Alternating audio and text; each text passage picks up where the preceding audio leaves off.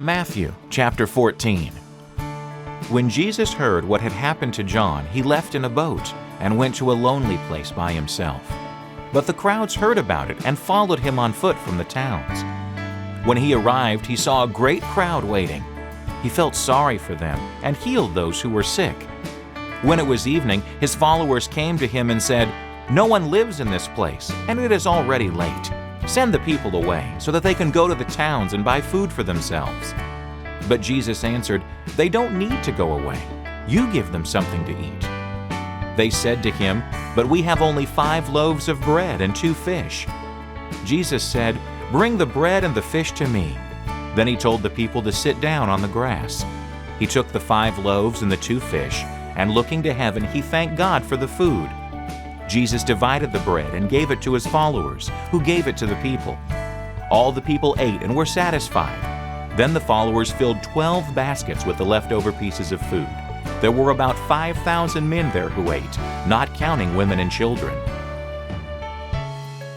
Have you ever been surprised by a compliment regarding something that you thought was so ordinary?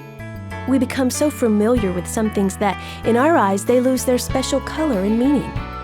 While knowing and worshiping Jesus, we can also forget, besides being God, he was also a real man with real emotions. So the reaction Jesus had to the news about his cousin John's beheading shouldn't surprise us. But it is extraordinary. Think of it.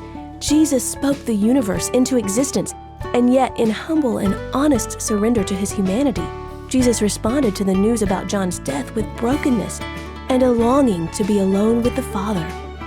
He was so surrendered to the will and the strength of the Father, he did not lean on his own strength.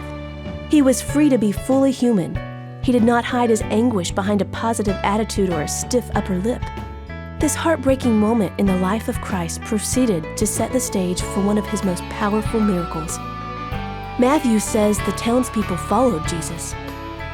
He could have insisted on being alone, but instead, he expressed his anguish through unrestrained compassion for the thousands of sick and hungry people. Christ's humanity did not lower him from being God. It elevated him as a Savior. Could it be, when you are allowed to suffer, the Father is calling you to be like Jesus? To be more human and broken, and to have an open heart? Jesus wants you to surrender your anguish and trust him to use it to strengthen your compassion towards your neighbors. Jesus is saving you every day, so remember the fearless and broken heart of Jesus.